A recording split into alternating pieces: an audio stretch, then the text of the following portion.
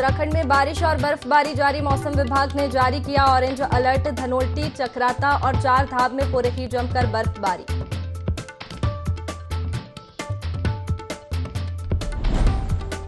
भारी बर्फबारी के चलते चीन बॉर्डर रोड नीति माणा पास बर्फ से ढकी। आवाजाही सुचारू रखने के लिए बीआरओ ने सड़क से बर्फ हटाने का कार्य किया शुरू।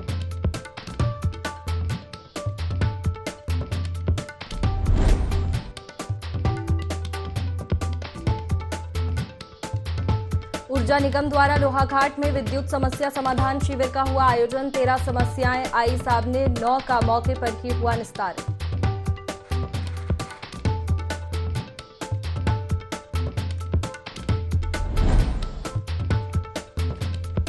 खटीमा पुलिस ने सरकारी नौकरी लगाने के नाम पर लाखों की ठगी करने वाले ठग को किया गिरफ्तार। फर्जी नियुक्ति प्रमाण पत्र, नगद रुपए और मोबाइल हुआ बरामद।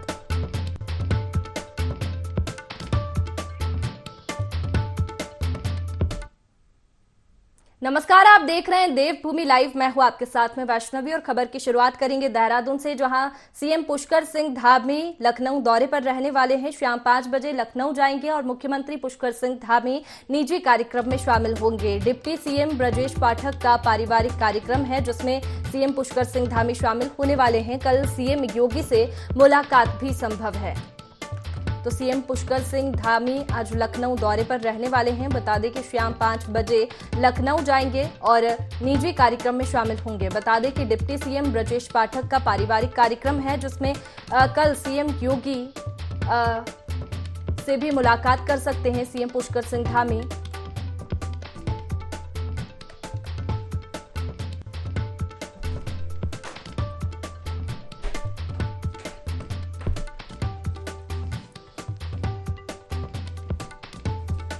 तो मुख्यमंत्री पुष्कर सिंह धामी लखनऊ दौरे पर रहने वाले हैं। शाम 5 बजे लखनऊ जाएंगे पुष्कर सिंह धामी और निजी कार्यक्रम में शामिल होंगे। बता दें कि डिप्टी सीएम ब्रजेश पाठक का पारिवारिक कार्यक्रम है और इसके साथ ही कल सीएम योगी से भी मुलाकात संभव है।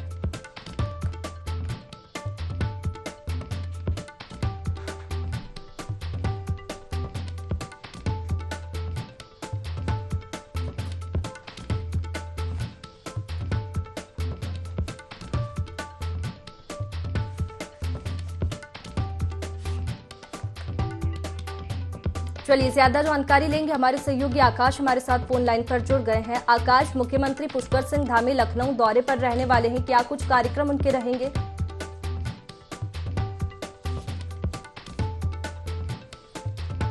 लखनऊ के लिए रवाना होंगे। लखनऊ दौरे के दौरान अगर हम बात करें तो जिस तरीके से जो डिप्टी सीएम ब्रजेश पाठक हैं उनके एक पारिवारिक जो कार्यक्रम है उसमें शामिल होंगे और आज मुख्यमंत्री लखनऊ में ही रहेंगे।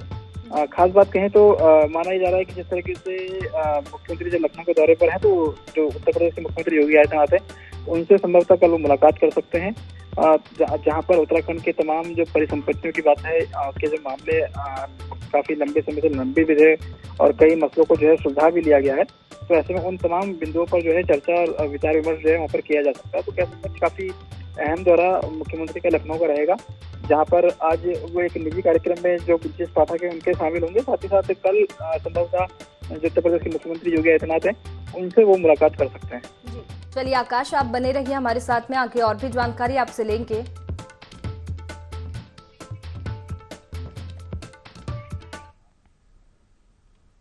आगे बढ़ेंगे अगली खबर देहरादून से, जहां उत्तराखंड में बारिश और बर्फबारी जारी है। मौसम विभाग ने ऑरेंज अलर्ट जारी किया है। देहरादून में भी रात से बारिश हो रही है। धनोल्टी, चक्राता और चार धाम में बर्फबारी हुई।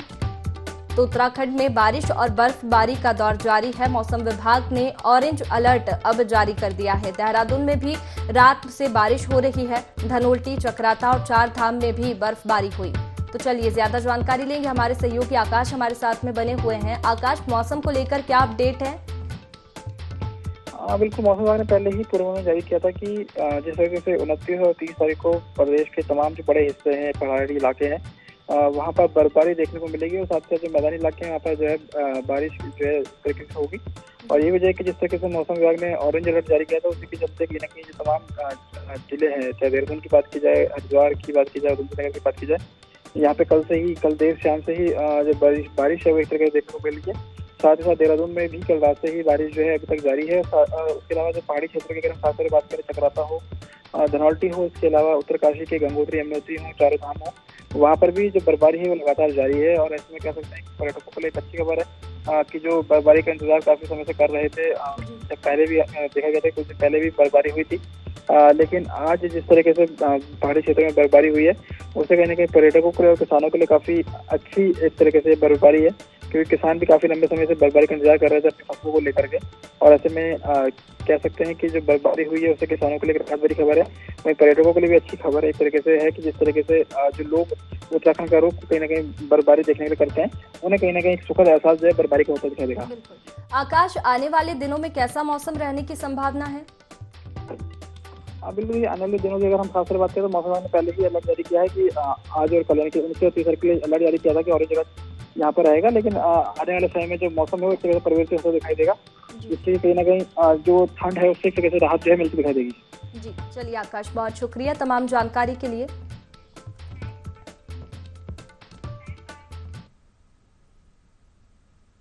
चलिए आगे बढ़ेंगे। अगली खबर, खटीमा पुलिस ने सरकारी नौकरी के नाम पर ठगी करने वाले आरोपी को गिरफ्तार किया। वहीं आरोपी के कब्जे से 3 फर्जी प्रमाण पत्रों के साथ 23,000 रुपए की नकदी बरामद की गई है, जिसके खिलाफ पुलिस ने ठगी का मामला दर्ज कर जेल भेज दिया है।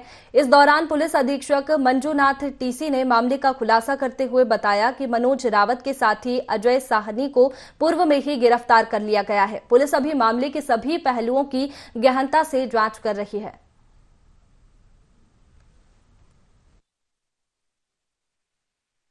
खटीमा में पहाड़ मूल के लोगों को गुमराह करके, मतलब बहका के विभिन्न सरकारी विभागों में विभिन्न प्रकार की नौकरियां लगाने का झांसा देकर, झूठा आश्वासन देकर लोगों से भारी भरकम रकम ऐंठते थे और उसके बाद उनको झूठा और फर्जी नियुक्ति प्रमाण पत्र देते थे। मनोज रावत उर्फ बॉबी खटीमा के रहने वाले को, तो उसको आज गिरफ्तारी करा, हमने गिरफ्तारी करके जेल भेज रहे हैं। चलिए आगे बढ़ते हैं। प्रदेश के कई हिस्सों में मौसम का मिजाज बदला है। कहीं कोहरे का कहर है तो कहीं बारिश का दौर जारी है। उत्तरकाशी में भी जोरदार बारिश हो रही है। उच्च हिमालय क्षेत्र पूरी तरह बर्फ की सफेद चादर से ढक गया है। उत्तरकाशी में कई जगहों पर रुक रुक कर बर्फबारी हो रही है। गंगोत्री धाम, यमुनोत्री धाम में बर्फबारी का दौर जारी है।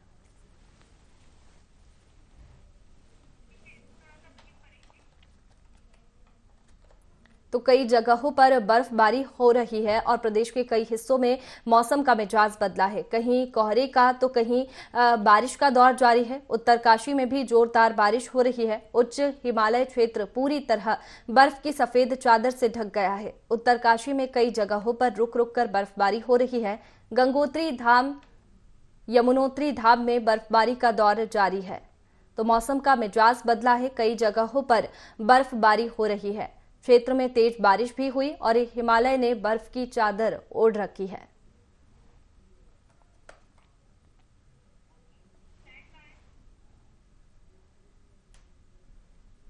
चलिए आगे बढ़ेंगे। हरिद्वार के इकबालपुर में शुगर मिल से लगभग 9 करोड़ के चीनी गायब होने का मामला सामने आया था, जिसकी जांच की रिपोर्ट शासन को भेज दी गई है। वहीं शासन ने चोरी के मामले में बैंक को भी शोकॉज नोटिस भेजे जाने के निर्देश दिए हैं। साथ ही नोटिस का संतोषजनक जवाब न मिलने पर जिला अधिकारी को FIR तक करने के निर्देश भी दिए गए। गन्ना एवं चीनी सचिव विजय यादव का कहना है कि शुगर मिल में जिस तरीके से चीनी गायब हुई थी, उसके बाद जो रिपोर्ट शासन को प्राप्त हुई है, जिसका परीक्षण किए जाने के बाद बैंक को नोटिस जारी किया जाएगा, क्योंकि चीनी मिल पर बैंक का भी लॉक होता है। ऐसे में यदि इल्लीगल तरीके से चीनी गायब हुई है तो इसमें बैंक की भी जिम्मेदारी बनती है।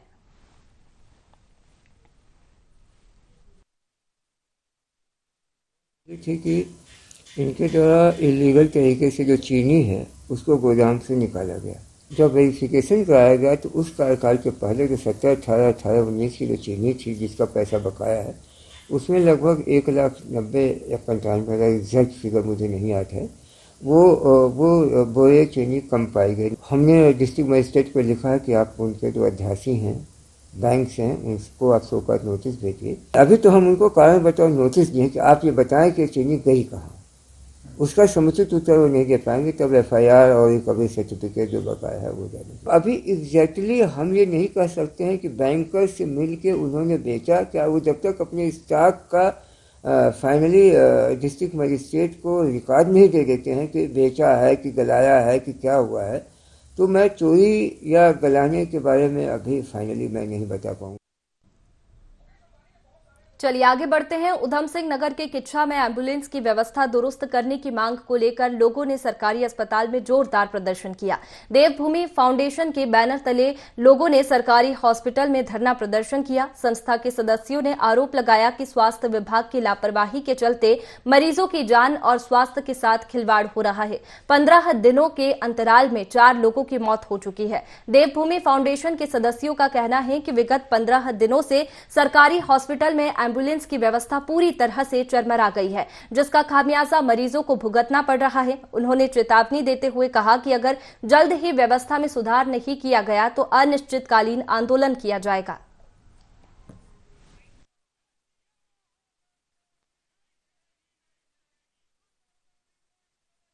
एसएमओ से बात भी हुई है, उनसे ये बात हुई है, उन्होंने बोला कि 2 एम्बुलेंस किच्छा क्षेत्र में रहेंगी, क्योंकि किच्छा से लेके खटीमा तक 22 एम्बुलेंस हैं और एक भी प्रोवाइड नहीं करवा पाती है लोगों को उठाने में। और उन एम्बुलेंसों की ये हालत है, उनका मेंटेनेंस इतना बेकार है कि किसी के अंदर टायर घिसे पड़े हैं और कईयों की खिड़कियां गेट वगैरह हिलते पड़े हैं। बराबर में जो खड़ी हुई है वो किच्छा वाली ही खड़ी हुई है।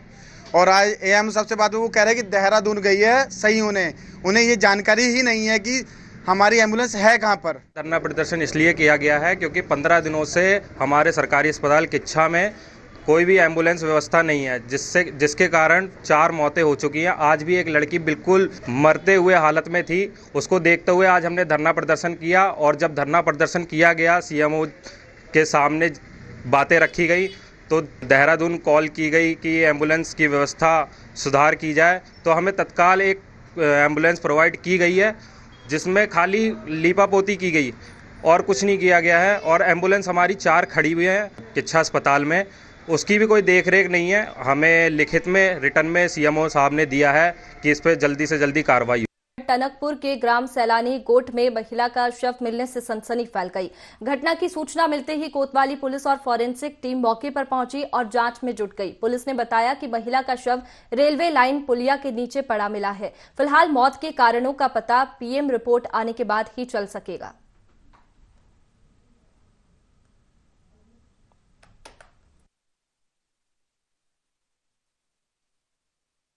हमें एक लगभग 24-25 साल की महिला है, उसका शव मिला था। तो उसके बाद से हमारी टीम पहुंच गई थी और हमने तत्काल ही फिर फॉरेंसिक टीम और डॉग स्क्वाड टीम से संपर्क किया, तो वो भी मौके पर पहुंच गई है और उनके द्वारा जो भी घटना स्थल पर एविडेंस होते हैं वो जुटाए जा रहे हैं और साथ ही पंचायतनामे की कार्रवाई की जा रही है। इसके बाद अग्रिम कार्रवाई के लिए इसके द्वारा हत्या भी हो सकती है, ये आगे पोस्टमार्टम की कार्रवाई हुई उसके बाद ही पता लगा। कोई ऐसा व्यक्ति सामने नहीं आया जिसके द्वारा ये बोला गया कि इसके परिचित है और इसका हम सूचना भिजवा रहे हैं। जैसे अगर कोई व्यक्ति या किसी के इसके घर वाले को सूचना प्राप्त होती है तो आगे कार्रवाई करें।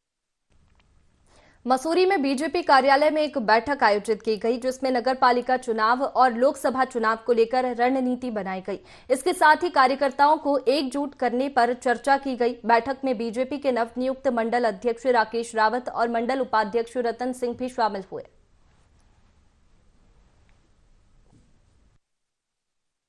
पहली बैठक थी, उस बैठक में आज हम जो नई टीम के दावेदार हैं उनके प्रस्ताव लेंगे, उस पर चर्चा होगी कि कैसे उस टीम में हर वर्ग का व्यक्ति रखा जाए, मजबूत टीम बनाई जाए। उसका मंथन होगा 3 दिन के तक और उसके बाद 3 तारीख तक हमारी नई टीम का गठन होगा। चलिए आगे बढ़ेंगे। उत्तराखंड के उच्च हिमालयी क्षेत्रों में एक बार फिर पश्चिमी विक्षोभ सक्रिय होने से बर्फबारी का दौर शुरू हो गया है। भूबैकुंठ धाम की श्री बद्रीनाथ क्षेत्र में भी जमकर हिमपात हो रहा है। हालांकि शीतकाल में कपाट बंद होने के चलते धाम की सुरक्षा के लिए आईटीबीपी के हिमवीर जवान मुस्तैद है, लेकिन बेजुबान पशुओं को बेसहारा छोड़ दिया गया है। बद्रीनाथ धाम में इस तरह गौवंश छोड़ने वालों पर कोई कार्रवाई नहीं हो रही है।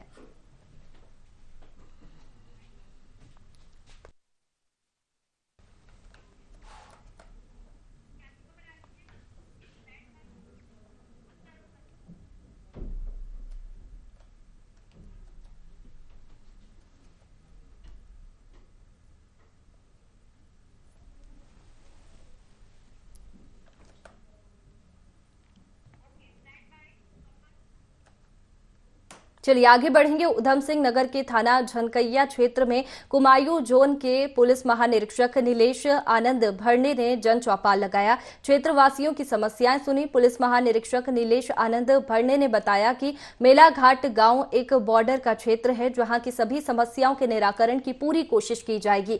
मेलाघाट क्षेत्र में नेपाल की सीमा से जहां लोगों को कुछ सामान लाने ले जाने में जो समस्या हो रही है, उसका समाधान किया जाएगा। साथ ही उन्होंने क्षेत्र की जनता से अवैध धंधों से संपत्ति अर्जित न करने की अपील की, नहीं तो पुलिस ऐसे लोगों के खिलाफ कठोर से कठोर कार्रवाई करेगी। संपत्ति जब्त करने की जाएगी। जो लोग नेपाल जाकर जुआ खेलते हैं, उन पर पुलिस की सख्त नजर है। ऐसे लोगों के खिलाफ सख्त से सख्त कार्रवाई की जाएगी।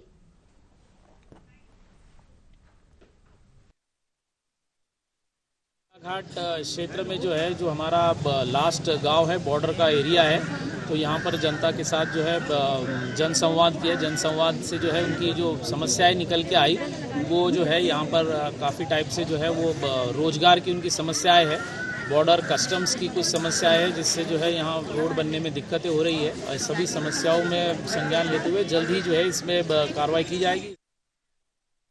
उधम सिंह नगर के खटीमा में बाघ का आतंक जारी है। केवल सिंह नामक युवक को बाघ ने अपना शिकार बना लिया। सूचना मिलते ही सुरई वन रेंज के रेंजर राजेंद्र मंडल फोर्स लेकर पहुंचे। 3 घंटे की मशक्कत के बाद टीम ने बाघ के शव को छुड़ाकर परिजनों के सुपुर्द कर दिया।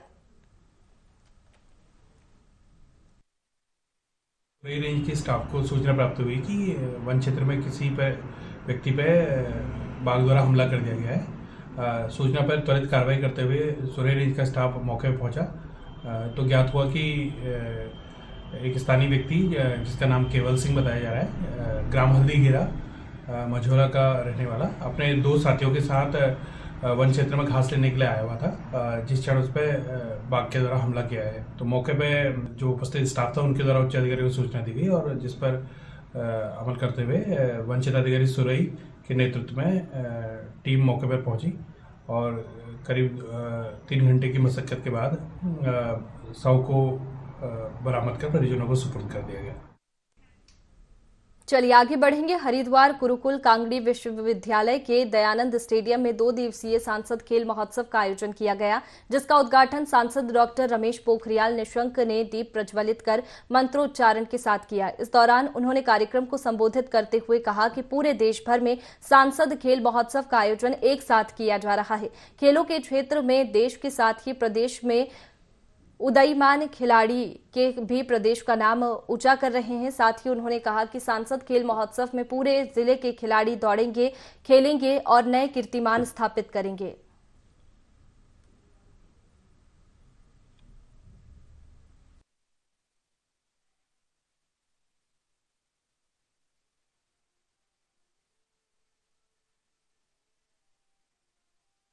जो मेरे खेल प्रेमी छात्र छात्र हैं, जो प्रतिस्पर्धा में आगे जाना चाहते हैं, जो उत्तराखंड का स्वाभिमान सम्मान पूरे देश और दुनिया में बढ़ाना चाहते हैं, ऐसे छात्रों के उन्नयन की दिशा में, खेल के उन्नयन की दिशा में ये बहुत महत्वपूर्ण कदम है।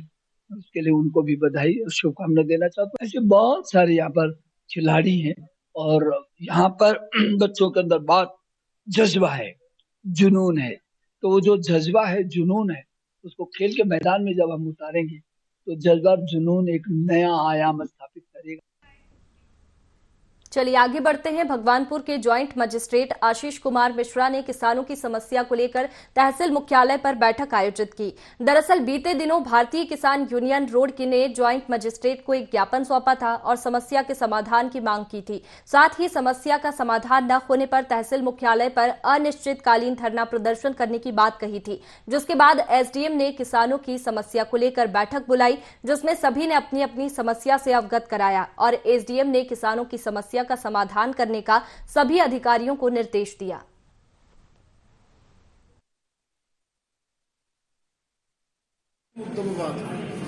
एक तो गन्ना परमिट को लेकर बात हुई, जो हमारे 17-18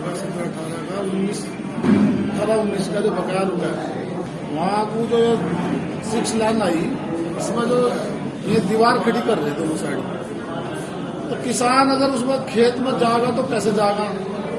वहाँ 10 फुट की 8 फुट की दीवार खड़ी होगी, कट कहीं है, दे नहीं रहे ना सर्विस लाइन दे रहे, तो किसान के सामने समस्या आ रही। उसका खेत आधा तो इधर रहेगा, आधा इधर रहेगा, सड़क निकल गई बीचों बीच, तो वो किसान कैसे उस पर जाओ, उस अपने खेत को उधर से उधर। सर्विस रोड हो, अंडरपास हो, तब जाकर इसकी कोई व्यवस्था हो।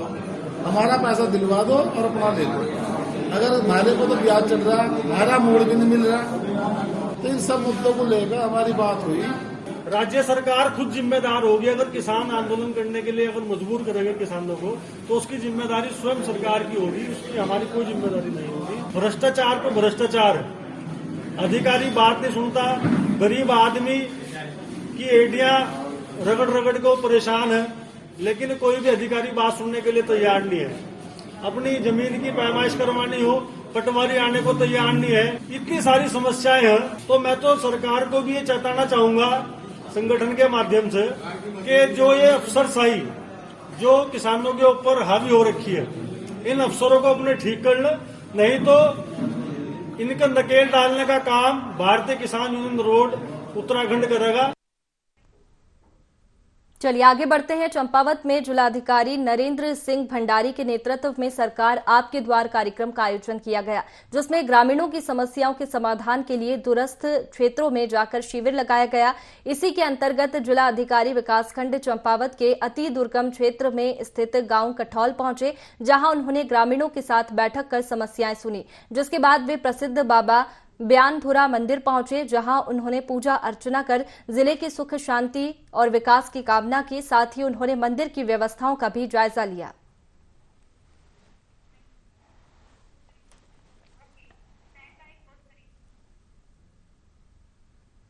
फिलहाल देवभूमि लाइव में इतना ही। मुझे दीजिए इजाजत। आप बने रहिए IND 24 पर। नमस्कार।